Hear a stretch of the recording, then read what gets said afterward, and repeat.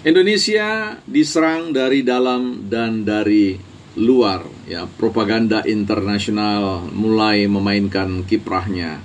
Setidaknya ini muncul dalam fenomena serangan, ya, bukan hacker, tetapi sebuah NGO, ya, non-government organization atau organisasi yang bukan pemerintahan, NGO, yang kemudian merilis sebuah hasil jurnalis, ya, katakanlah hasil investigasi mereka, ya, terkait dengan memunculkan daftar para pemimpin terkorup di dunia, di mana Presiden ke-7 Republik Indonesia ini muncul sebagai salah satu yang dinominasikan, ya, sehingga ini disambar oleh para politisi-politisi, elit politik atau pihak-pihak yang kemudian berkepentingan bagi Indonesia. Kita akan bahas tentang propaganda internasional yang berkolaborasi dengan propaganda-propaganda di Indonesia sendiri atau domestic propaganda.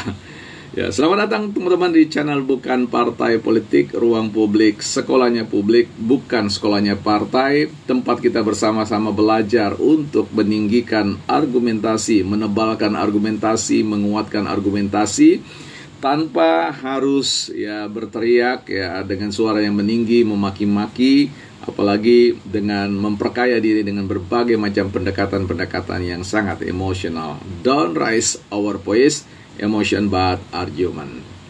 Ya, teman-teman, ini sebenarnya kalau kita bicara, ya, bukan hanya bicara tentang politik dalam negeri kita, ya, tapi bicara tentang kepentingan-kepentingan internasional terkait dengan statement, terkait dengan pendirian, ya, dan harapan-harapan bangsa kita untuk menempatkan Indonesia sebagai salah satu negara yang tentu dari sisi ekonominya, ya, maju, ya. Ini menjadi penting karena Indonesia masuk dalam daftar sebagai, ya, negara yang berkekuatan ekonomi, ya, salah satu yang terbesar di dunia. Nah, ini kan tentu menarik, ya, bagaimana kelompok-kelompok ini untuk bisa mengkooptasi, bisa menguasai jalannya negara ini supaya mereka bisa mengeruk keuntungan sebesar-besarnya untuk kesejahteraan kelompok-kelompok atau negara mereka. Nah, kita tinggalkan persoalan itu. Dinamika politik di Indonesia itu sebenarnya, ya, menjadi kisruh itu, ya, andai kata Pak Wakil Presiden kita Gibran itu tidak menjadi Wakil Presiden dan punya kans, punya peluang yang sangat besar untuk menjadi the next Presiden, maka saya kira katakanlah atmosfer, dinamika, cuacanya politik kita ini tidak dalam kondisi seperti yang kita hadapi sekarang ini dengan turbulensi yang luar biasa, ya. Nah, Pak Jokowi yang sudah pensiun kemudian masih saja direcoki, ya. Nah, kita mencoba untuk menalar, ya, secara rasional apakah analisis hasil investigasi dari Organization Crime and Corruption Reporting Project ini bisa kita terima, ya. Tentu sebagai sebuah bangsa yang beradab kita perlu mereject hasil-hasil seperti ini. Jauh lebih baik kita lihat dari sisi yang ke dalam saja, ya. Ini penting kita untuk melihat apa yang terjadi pada dinamika di Indonesia politik. Oke, kalau misalkan dia bicara tentang bahwa Pak Jokowi masuk sebagai salah satu pemimpin dengan korup, ya, yang paling korup yang disejajarkan, ya, dengan pemimpin yang baru-baru saja ditumbangkan, ya, rezim Assad, ya, Al-Assad di Suriah yang memerintah selama 24 tahunnya. Itu saja dalam konteks 24 tahun itu kan berbeda, apalagi ini merupakan putra mahkota yang mewarisi juga, ya, kepemimpinan dinasti dari orang tuanya. Jadi menurut saya ini sesuatu yang tidak apple to apple untuk disandingkan.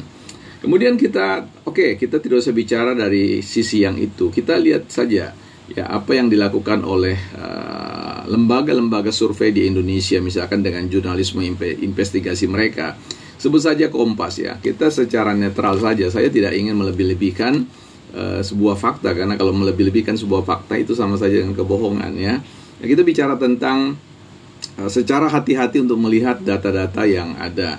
Kita sudah tahu bahwa sejak Presiden ke-7, ya, itu memerintah selama 10 tahun, selalu ada evaluasi kinerja. Dan evaluasi kinerja itu akan dibagi ya, kalau kita bicara tentang jurnalisme investigasi dari Kompas, Litbang Kompas, yang katakanlah masih bisa kita coba jadikan salah satu referensi yang kita percayai.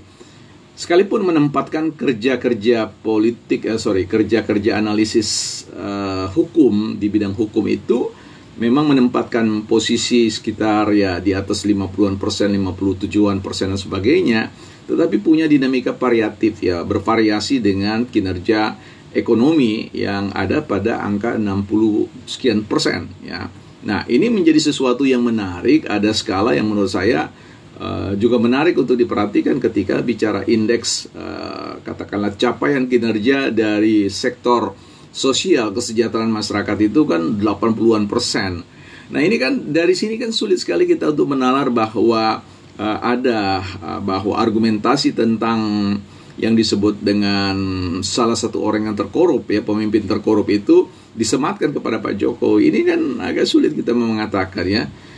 Kalau dinamika hukum itu ya disebut saja di bawah 30% atau ya kita ambil angka 50% ke bawah, mungkin agak bisa lah kita berpikir ke sana. Dan kemudian itu ditopang dengan misalkan indeks kinerja, katakanlah kinerja ekonomi itu juga jeblok ya, dan kemudian tingkat kesejahteraan sosial jeblok ya di bawah 50%. Aha, itu dia.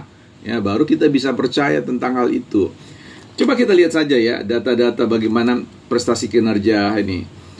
Kita harus lihat bersama bahwa apa yang dilakukan oleh Pak Jokowi itu kan, apalagi kalau dia disebut dalam konteks Bu Megawati. Jadi sebenarnya di ujung ini saya baru sadar sebutan tentang Jokowi sebagai petugas partai itu ada gunanya juga sekarang untuk menjawab bahwa seorang petugas itu kan punya kewenangan, otoritas yang sangat terbatas, dan dia hanya melaksanakan tugas. Jadi ada yang memberi tugas. Jadi kalau bicara kita menerima tentang statement Organization Crime and Corruption Reporting Project ini kita terima, ya maka persoalannya bergeser kepada PDIP ya, kinerja PDIP sebagai salah satu partai sengkot yang terkorup. Nah, saya kira itu kita tolak ya, karena tidak ada linearitasnya dengan kinerja Pak Jokowi. Jadi ya kalau kita menolak bahwa PDIP sebagai salah satu partai yang terkorup ya di dunia, sebut saja begitu, berarti kita juga harus membersihkan nama Pak Jokowi. Ya, kalau Pak Jokowi ya statement dari OICC RP ini kita terima, berarti ya PDIP kena getahnya. Nah, GPIB sebagai tersangka dalam konteks persoalan itu. Karena apa? Statement-statement tentang standing position Pak Jokowi itu kan sebagai petugas partai yang melaksanakan tugas. Nah, sehingga otaknya ya, brainnya itu kan datang dari Partai Demokrasi Indonesia Perjuangan. Karena itu kita harus bela kewibawaan Partai Demokrasi Indonesia Perjuangan, termasuk di dalamnya adalah PDIP, dan kita bicara tentang dalam skop Indonesia. Jadi kita mesti bela ini dalam serangan-serangan propaganda internasional. Coba kita lebih dekat lagi dengan hasil penelusuran dari Litbang Kompas juga ya. Bagaimana kita lihat adanya hasil dari kinerja ya 10 tahun. Misalkan kita melihat bicara tentang produk hukum KUHP ya, yang nanti tahun 2026 itu akan diimplementasikan.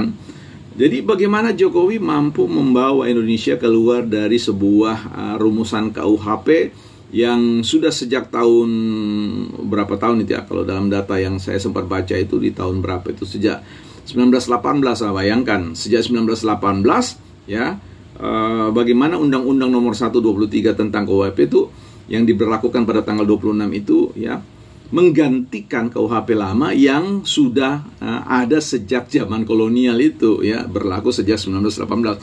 Itu sebuah prestasi hukum ya. Nah, ini menjadi sebuah hal penting untuk kita ketahui. Kemudian kita lihatlah ya.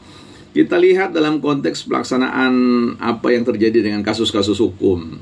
Kita lihat misalkan kasus pernah ingat ya, ada buronan Maria Pauline ya, pelaku pembobolan Bank Nasional Indonesia, Bank Negara Indonesia BNI senilai ya 1,7 triliun yang berhasil dibawa pulang dari Serbia. Nah, ini juga sebuah prestasi. Kemudian ada juga ya dalam catatan Litbang Kompas ini bagaimana penyelesaian kasus terpidana Kesi Bank Bali Joko Chandra yang dipimpin langsung oleh Badan Reserse Kriminal ya, Komjen Listio Sigit yang dibantu polisi di Raja Malaysia dan sebagainya. Ini juga prestasi ya. Kemudian kita lihat bagaimana ada penyelesaian korupsi di 2 perusahaan asuransi besar ya, yakni PT Asuransi Jiwasraya dan juga PT Asabri. Nah, ini juga pengungkapan yang kemudian merupakan sebuah indeks kinerja hukum ya. Nah, kemudian kita lihat misalkan kerugian negara pada kasus Jiwasraya itu mencapai 16 triliun ya, Asabri 22 triliun. Jadi bagaimana bisa kemudian Pak Jokowi disebut sebagai orang yang pemimpin yang terkorup sementara dia sedang membasmi korupsi di Indonesia. Nah, ini menjadi sebuah catatan OECD, ini memang ngawur ya, seperti itu. Kemudian kita lihat lagi misalkan ya, banyak orang katakan, wah itu kan kecil, coba lihat ini kasus yang 300 triliun. Jangan salah lagi, data ini mengatakan begini ya, kasus korupsi PT Timah yang sedang diadili di Pengadilan Tindak Pidana dan sudah divonis itu ya, itu diungkap di era Presiden Jokowi. How come? Bagaimana bisa kemudian OCPP kemudian melansir semua jurnalis ya, temuan mereka terkait dengan Jokowi layak disebut sebagai salah seorang pemimpin terkorup di dunia? Itu ngawur ya, nilai setitik bisa berpotensi merusak susu sebelanga. Karena itu teman-teman, ada banyak sekali data-data ya. Kalau kita lihat bagaimana Jokowi berhasil mengkonsolidasi perpecahan di Republik ini ya, bagaimana menyatukan pihak-pihak berseberangan, itu merupakan suatu usaha besar, kerja keras ya. Kalau hari ini kita mau mengatakan bahwa Indonesia, katakanlah Jokowi itu kemudian tercemar dengan ulah-ulah para oknum-oknum ya, yang mengaku bersih padahal dia sendiri adalah pelaku ya. Ini menjadi sesuatu yang perlu kita renungkan bersama ya, bahwa tidak selalu bahwa memang pemimpin itu akan bertanggung jawab dengan pelaksanaan bagaimana sebuah negara itu running ya, atau beroperasi. Tetapi ingat, Jokowi sudah pernah mengatakan bahwa ada kekuatan-kekuatan lain yang menghambat laju kinerja beliau, sehingga beliau mengatakan, saya sudah tahu di sana, saya sudah tahu di sini, dan saya akan gigit sendiri. Ini sebenarnya suatu statement mengatakan bahwa saya tidak bisa berdiri sendiri. Bagaimana kita bisa merasionalkan bahwa negara ini ya mau mengatakan kalau kita terima data OCCRP ini ya, mau menempatkan Jokowi sebagai presiden terkorup, berarti Indonesia itu sudah gagal ya, failed state ya. Ini kalau bicara tentang tesisnya Francis Fukuyama itu, ini negara gagal. Karena apa? Ya, karena semua lembaga-lembaga negaranya itu ya hancur, korup dan sebagainya. Dan itu yang perlu kita reject data itu semua. Jadi saya kira ya, upaya propaganda melalui OCCP juga kita nilai gagal total, bukan partai politik.